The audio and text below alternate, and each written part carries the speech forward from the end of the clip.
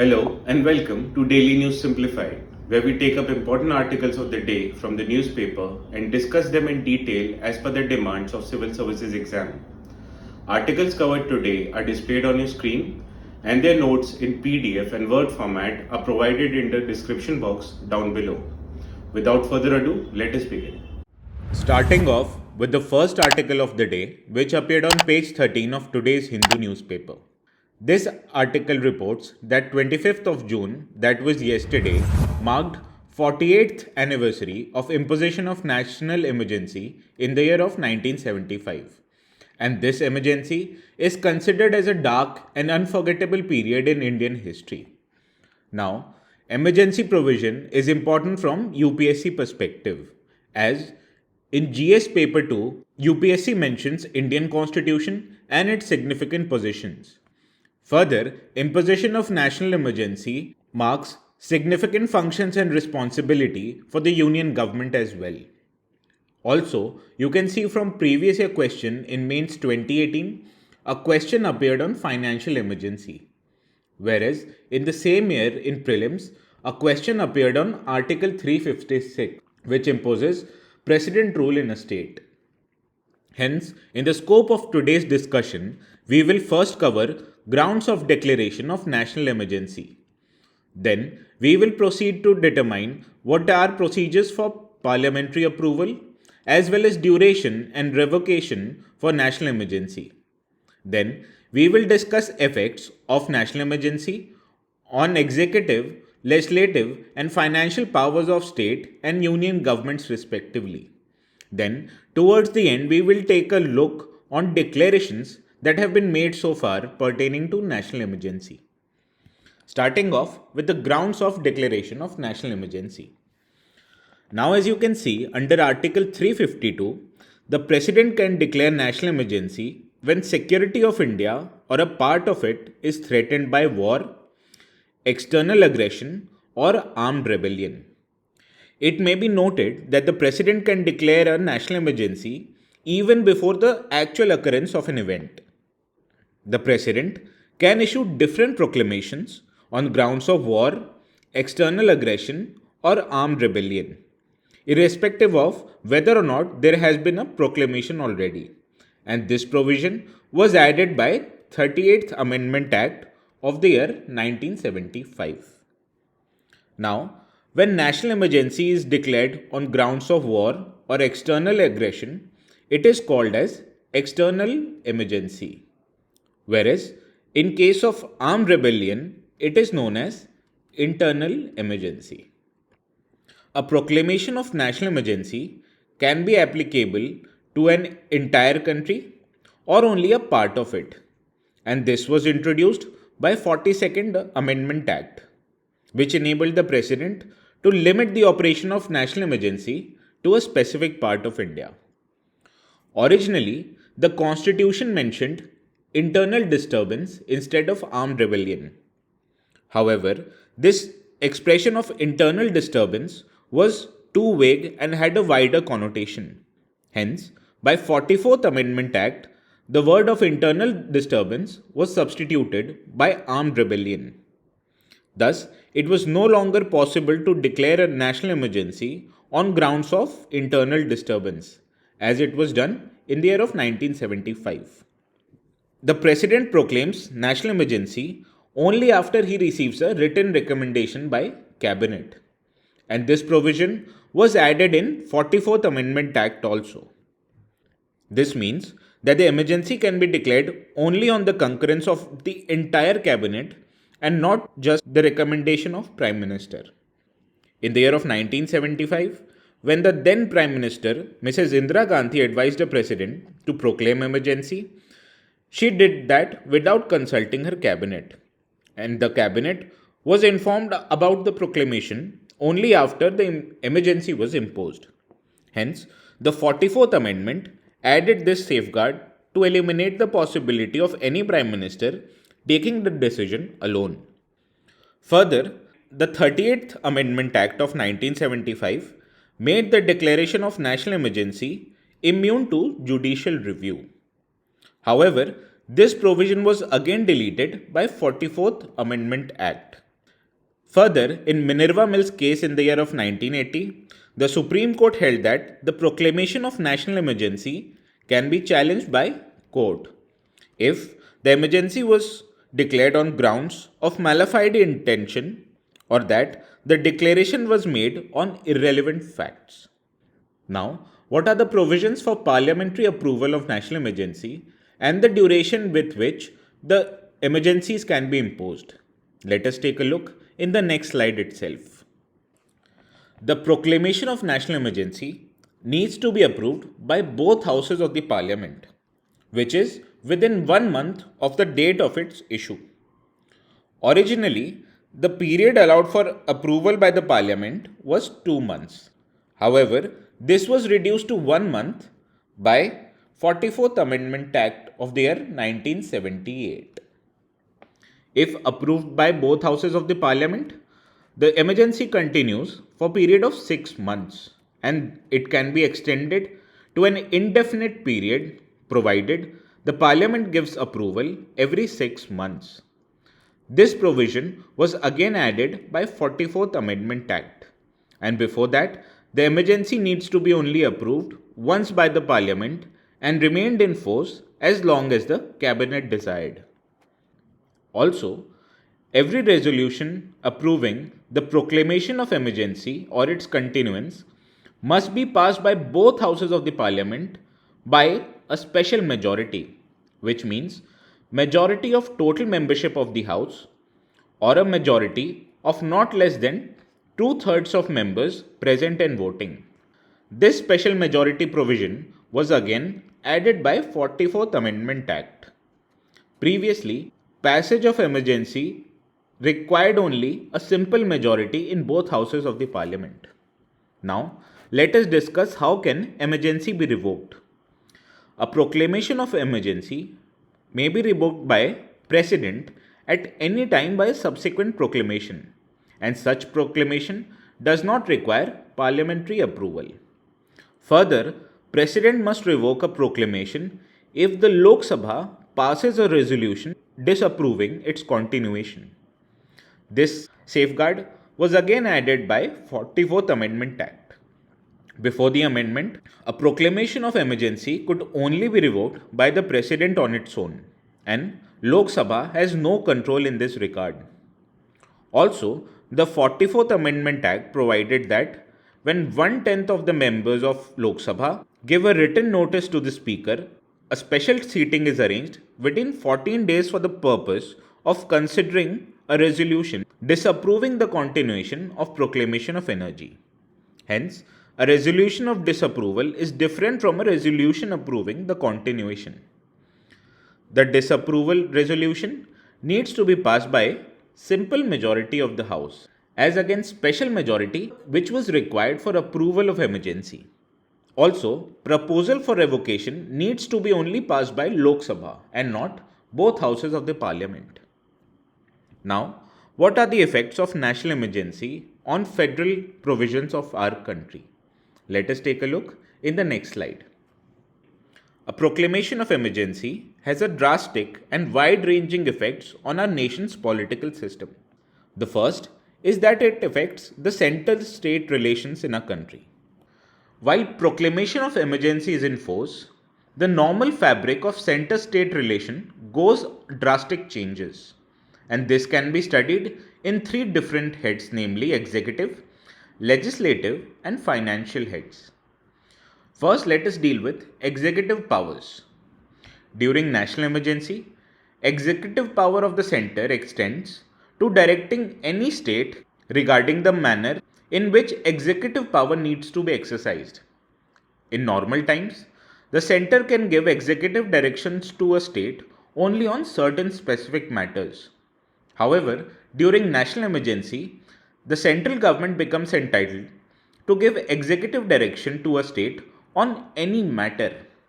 This means that state governments are brought under the complete control of center, although state governments are not suspended for that matter. The second effect is that on legislative powers. During a national emergency, the parliament becomes empowered to make any laws on a matter of state list. Although the legislative power of a state legislator is not suspended, it becomes a subject to the overriding effect of the parliament.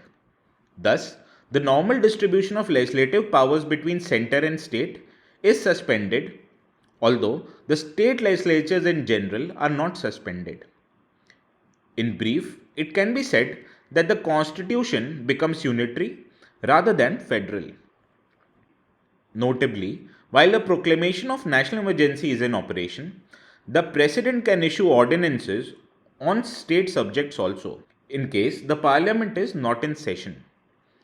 Further, the Parliament can confer powers and impose duty on the central government or its officers and authorities in respect to matters outside the Union list as well, in order to carry out the laws made by it under its extended jurisdiction as a result of national emergency. The 42nd Amendment Act provided that the executive and legislative powers extend not only to a state but also extends to any other state in the country. The third is effects on financial power. While a proclamation of national emergency is in operation, the President can modify the constitutional distribution of revenues between centre and states. This means that President can either reduce or cancel the transfer of finances from centre to states. Now, what is the effect of national emergencies on the life of Lok Sabha? Let us take a look in the next slide. Now, while a proclamation of national emergency is in operation, the life of Lok Sabha may be extended beyond its normal term by a law of Parliament for 1 year at a time. However, this extension cannot continue beyond a period of 6 months after the emergency ceases to exist. For example, the tenure of 5th Lok Sabha was extended twice. That means 1 year at a time. Similarly, the Parliament may extend a normal tenure of State Assembly, which is 5 years, by 1 year at a time, and it is also extendable to a maximum period of 6 months after the emergency ceases to operate. Now, what are the effects on fundamental rights? Now, Article 358 and Article 359 describes the effect of national emergencies on fundamental rights. While Article 358 deals with suspension of fundamental rights as guaranteed by Article 19, Article 359 on the other hand deals with suspension of other fundamental rights. Now first, let us deal with suspension of fundamental rights under Article 19. According to Article 358, when a proclamation of national emergencies is made, the 6 fundamental rights under Article 19 are automatically suspended, and no separate order for the suspension is required. While the proclamation of national emergency is in operation, the state is freed from any restriction imposed by Article 19. When national emergency ceases to operate, the Article 19 automatically revives and comes into force, and any law that was made during emergency to an extent inconsistent with Article 19 ceases to have any effect. The 44th Amendment Act restricted the scope of Article 358 in 2 ways. Firstly, the 6 fundamental rights under Article 19 can only be suspended when national emergency is declared on the grounds of external aggression or war, and not when national emergency is declared on the grounds of armed rebellion. And secondly, only those laws which are related to emergencies are protected from being challenged and not other laws. Now, let us deal with suspension of fundamental rights under Article 359. Article 359 authorizes the President to suspend the right to move to any court for enforcement of fundamental rights during emergency. This means that under Article 359, the fundamental rights as such are not suspended, but only their enforcement are suspended. The suspension of enforcement relates to only those fundamental rights that are specified in presidential order. Further, the suspension could only be for a period of operation of emergency or for a shorter period as mentioned in the presidential order. And this suspension order may extend to whole country or a part of country. However, 44th Amendment Act again restricted the scope of Article 359 in two ways. Firstly, that the President cannot suspend the right to move to court for enforcement of fundamental rights which are guaranteed under Article 20 and 21, which are right to protection in respect to conviction for offences and right to life and personal liberty. Secondly, only those laws which are related to emergency are protected from being challenged in the court and not other laws. Now, to conclude, let us take a look at declarations of national emergencies that have been made so far. Now, national emergency has been proclaimed 3 times in total, in 1962, in 1971, and in 1975. The first proclamation of national emergency was issued in October of 1962 on account of Chinese aggression to an area which is now Arunachal Pradesh. And this emergency remained in force till January 1968. Hence, a fresh proclamation was not needed at a time when India went into war with Pakistan in 1965. The second proclamation of national emergency was made in December of 1971 in wake of attack by Pakistan. Even when this emergency was in operation, a third proclamation was made of national emergency in June of 1975, and both the second and third proclamations was revoked in March of 1977. The first two proclamations was made on grounds of war and external aggression, whereas the third proclamation was made on grounds of internal disturbance. And this emergency proved to be the most controversial one as well, as there was widespread criticism for misuse of powers by the government. Hence, 44th Amendment Act was enacted in the year of 1978, and this Amendment Act introduced a number of safeguards to check the misuse of emergency provisions. And these safeguards were covered in previous slides as well. Hence, this is all for today's discussion on national emergency. Now moving on to the second article of the day, which appeared on page 14 of today's Hindu newspaper. The centre launched the Formation and Promotion of 10,000 Farmer Producer Organization scheme, and this scheme aims to push forward 10,000 new FPOs until the year 2027-28. The idea of this scheme was to build the collective strength of small and marginal farmers, those farmers whose land holdings are of less than 1.1 hectares. And this article highlights how private sector participation in the agriculture sector has encouraged the formation of these FPOs, and it has resulted into increased farm yields and high revenue for farmers. Now, as you can see that UPSC in GS paper 3 asks marketing of agriculture produce. Also, UPSC in previous year question of year 2020 asked a question on main constraint in transport and marketing of agriculture produce in India. And FPOs are seen as a way out of this problem. Hence, in scope of today's discussion, we will take a look on what are farmer producer organizations. Then, we will discuss the need of such organizations, following which we will take a look in challenges which are faced by such organizations. Before conclusion, we will take a look at way forward in order to promote formation of farmer producer organizations. Now, farmer producer organizations are registered as a legal entity, for example, a company or a cooperative society. In these organizations, farmers act as a shareholders. These organizations, they deal with business activities which are primarily related to farm produce as well as marketing of food products.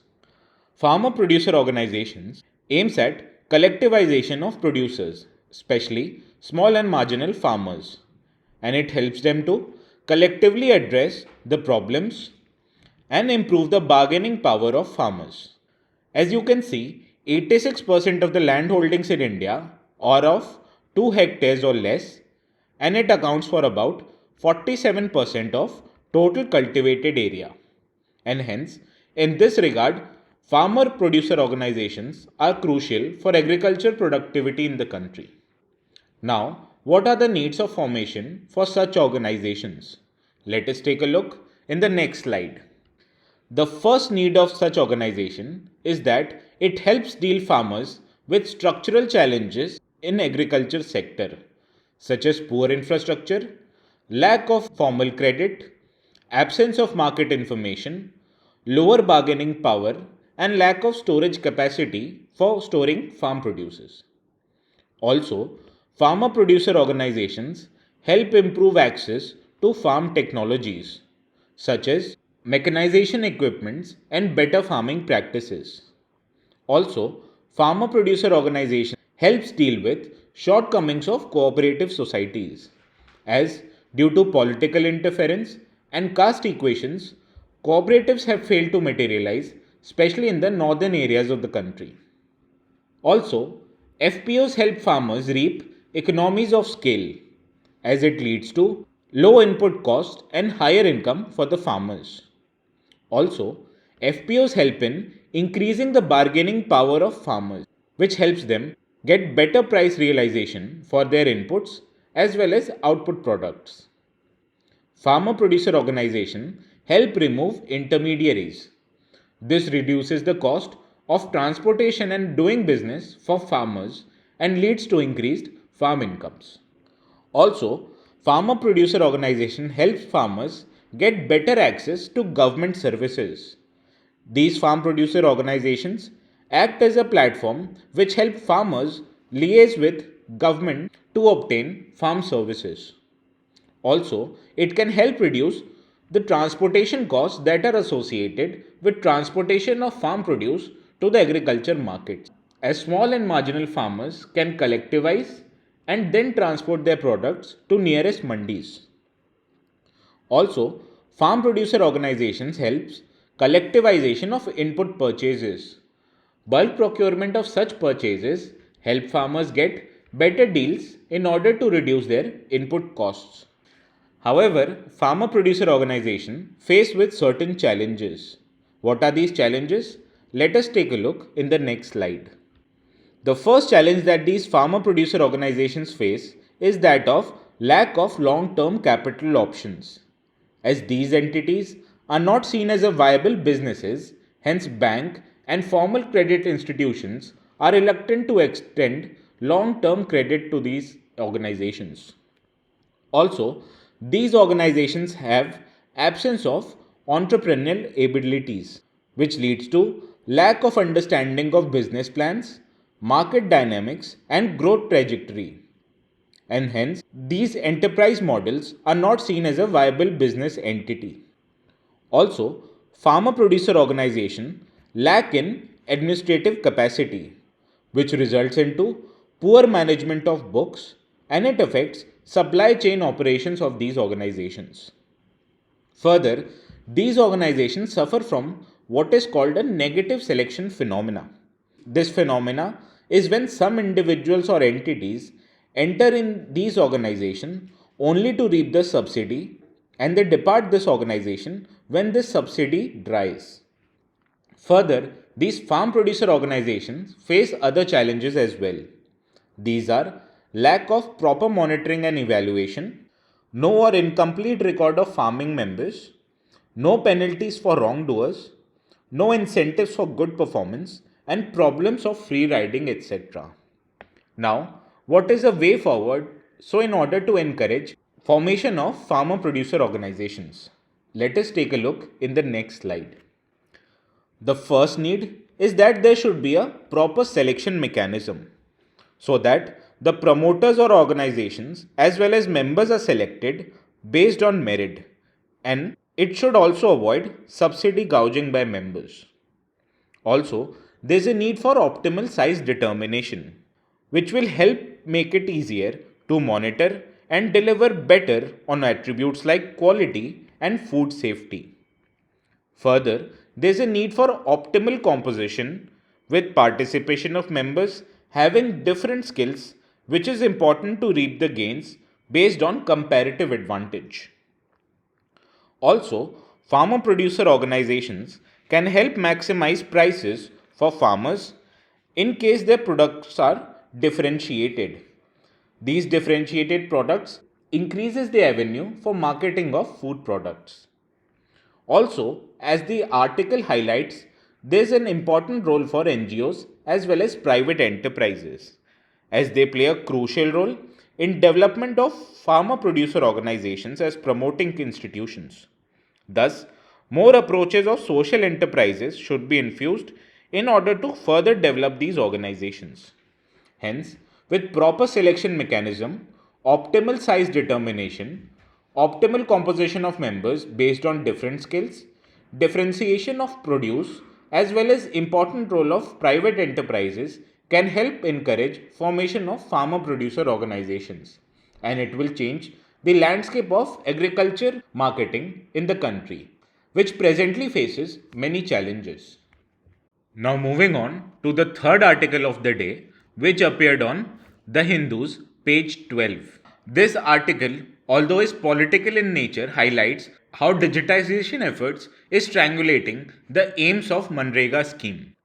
Now, UPSC in GS paper 2 highlights welfare schemes for the vulnerable section by center and states and performance of these schemes.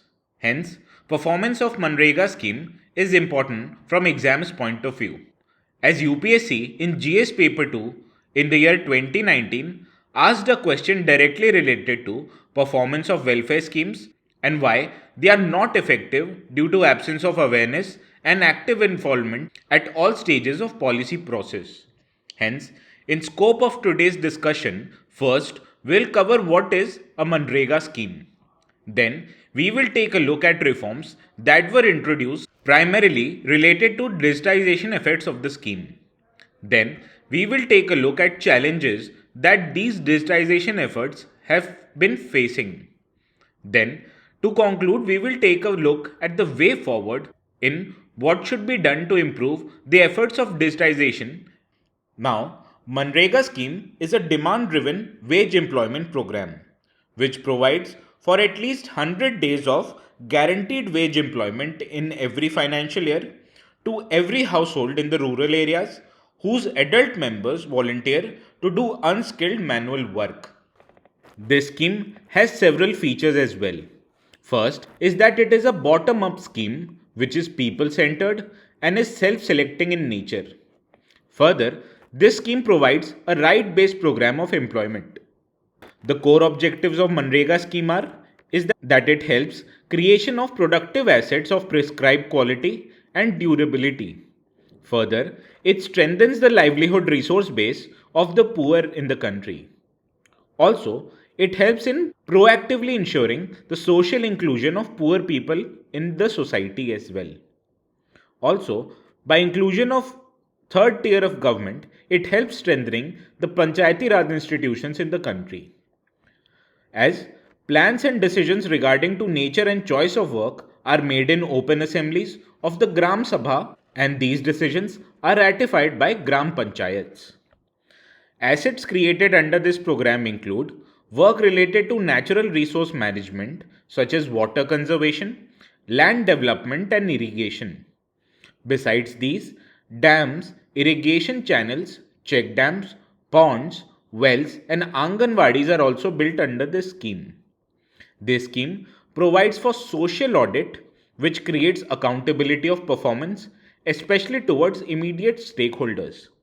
Further, this scheme aims to address poverty in a holistic manner by overcoming social inequalities and creating a base for sustainable and long-term development. Now, what are the reforms introduced, particularly with reference to digitization efforts? Let us take a look in the next slide. The first reforms that were introduced was related to encouraging transparency in the scheme. This was done through 100% geotagging of assets, Aadhaar linking of bank accounts, direct benefit transfer for all wages, as well as GIS based planning for all works in the MGNREGA scheme. Also, MGNREGA tracker was introduced which uses government's MIS data for monitoring of this scheme. Also, NREGA Soft was introduced, which is a local language enabled workflow based system. Also, there was GeoMNREGA, which uses space technologies to develop a database of assets which are created under MNREGA scheme.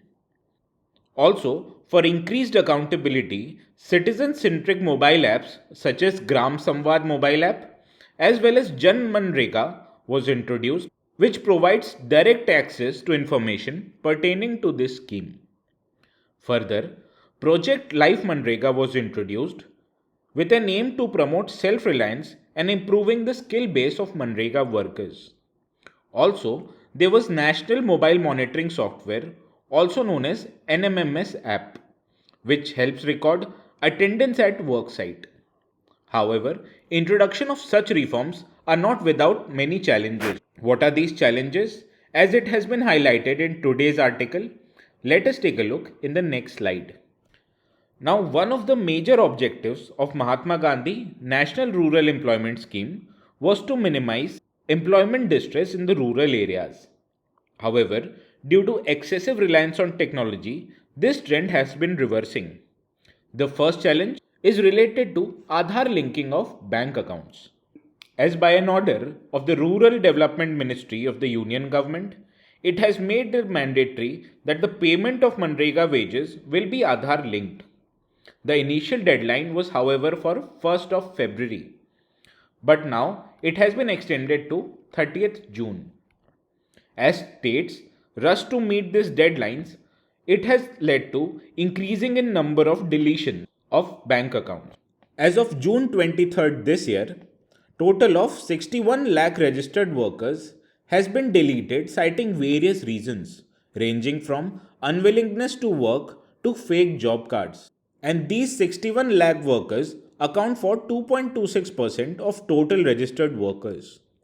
According to an analysis by a research group, in financial year of 2022-23, it saw a 244.3% hike in number of deleted workers, and total has climbed up to 5.13 crores with net deletion rate of 14.28%. Now, research has identified many trends in Manrega's mandatory Aadhaar requirement. Certain states face workers' unresolved Aadhaar linking issues, leading to work denial or payment delays. Also, lower level of officials lack training to address challenges, and hence they often resort to deleting names as a quick solution to meet targets. Also, there is a clear lack of standard operating procedures and limited accountability measures, which has aggraved the nature of this problem. Also, the Union government has issued an order introducing the National Mobile Monitoring Software or NMMS app, which is there to record attendance of Manrega workers at work sites. As per the order, the app records 2 time-stamped and geotagged photographs of workers in a day, which increases the citizen oversight of program beside potentially enabling processing of payments faster. However, this had led to an unintended problem, as the workers now have to stay back at the worksite even after completing their work in order to get their photographed and geotagged. Hence, it also has created certain unintended problems. Further, there are payment delays in Manrega scheme as well, which is highlighted by the fact that 44% of the payments are made after the statutory requirement of 15 days. Hence, what is a way forward in order to improve the digitization efforts of this scheme? Let us take a look in the next slide. The first effort that needs to be undertaken is by proper allocation and timely payments. And this can be done at the lowest level, that is Gram Sabha. Further, participatory techniques needs to be encouraged, which will help reduce inclusion and exclusion errors in this scheme. Also, there should be use of technology, which improves the avenue of vigilance over program implementation. However, technology should be seen as a means rather than as an end. Hence, Workers should not be denied wages and work in case these technology intervention fails to identify individual and process attendance. Also, there is an imperative to strengthen the existing grievance redressal mechanisms. Complaints under the MGNREGA are received through multiple channels.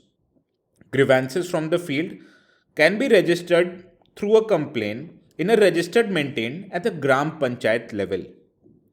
Also, ONRILE Central Public Grievance Redressal and Monitoring System CP Grams is a second avenue for grievance redressal mechanism. There's a third mechanism as well. Issues can be reported to Ombudsman at a district level. Hence, these three mechanisms needs to be strengthened. Hence, by undertaking proper allocation and timely payments, increasing participatory techniques, furthering the use of technology, and strengthening the grievance redressal mechanism, we can improve the digitization efforts of government and ensure that the timely wage payments are made to the workers employed through this scheme. Now moving on to the last article of the day, which appeared on page 10 of today's Hindu newspaper. This article highlights how Prime Minister's visit to US has set the stage for acquisition of 31 MQ-9B drones. Out of these 31 drones, 15 drones are for Navy and 8 each are for Indian Army and Air Force respectively. As these drones will be assembled in India, it will enhance intelligence, surveillance and reconnaissance capabilities of Indian Armed Forces across domains. Also, as a part of this plan, the company called General Atomics will also establish a comprehensive global maintenance and repair overhaul facility in India to support India's long-term goal to boost indigenous defense capabilities. Now, as you can see, UPSC in GS paper 2 highlights bilateral relations affecting India's interest. Also, in the year of 2020, a question directly appeared on significance of Indo-US defense deals. And as in previous year question of 2016 in prelims, UPSC asked a question about a defense platform called INS Ashtadharini. Hence, these topics are important from UPSC point of view. Thus, in the scope of today's discussion on MQ-9B drones, first we will take a look at features that these drones offers, followed by significance of acquisition of these drones for India. Now, the MQ-9B drones has two types of variants. The first is a Sky Guardian variant, which we have highlighted, will be procured for Army as well as Air Force respectively. Whereas a Sea Guardian variant, which is a maritime variant, and 15 of these drones will be procured for Indian Navy. The MQ-9B drone is designed to fly over the horizon via satellite for up to 40 hours, depending upon the configuration, and it can fly in all types of weather and can safely integrate into a civilian airspace. For example, the Sea Guardian configuration offers a 360-degree surface search maritime radar. It also offers automatic identification system, which will help these drones identify the ships. Also, these drones have a sonobuoy monitoring system as well as a sonobuoy dispensers, which can be used for anti-surface and anti-submarine warfare missions. These MQ-9B, also known as Reaper drones, offer a significant technological leap from their previous edition, and it has heralded the arrival of long endurance armed drones in the 21st century. These drones will be armed by AGM-114 missiles, also known as Hellfire missiles. And these drones will be primarily employed for intelligent collection assets as well as secondarily against dynamic execution of moving targets. Given its significant loiter time, wide range sensors, multi-mode communication suites and precision weapons, these drone provides a unique capability to perform strike, coordination and reconnaissance against high value, fleeting and time sensitive targets. Now, what are the significance of such acquisition? Let us take a look in the next slide. The first significance that these drones offer is that they lower operational costs. The 9QB drones can provide roughly 80% of capabilities of a large human-flown maritime patrol aircraft at about 20% of its cost. This makes it much more economical for navies, for example, to send these drones out to clear big volumes of air or sea, and then, if anything is discovered, a human crewed aircraft can be directed to save its time, cost, and wear that otherwise it might have expended. Further, these don't help reduce human fatigue. And this is the primary reason the Indian Navy is keen to have these drones, as it significantly reduces the wear and tear of man and craft, as well as it will help reduce crew fatigue in keeping an eye over the wide expanse of Indian Ocean region and beyond. Further, these drones provide round-the-clock surveillance. For Army and Air Force, these drones can provide round-the-clock surveillance far and beyond Indian borders. For instance, on the movement of Chinese military buildup and troop movement along the line of actual control. Further, these aircraft can integrate with existing Indian platforms, as India operates other US origin platforms such as P-8I aircrafts, AH-64 Apache helicopters, as well as MH-60R multi-role helicopters, which will help expand these drones' multi-domain mission set. Hence, acquisition of these drones will help lower operational cost, reduce human fatigue, provide round-the-clock surveillance, as well as it will help integrate with existing Indian Armed Forces platforms. Thus, these drones provide a significant boost to Indian Armed Force capabilities.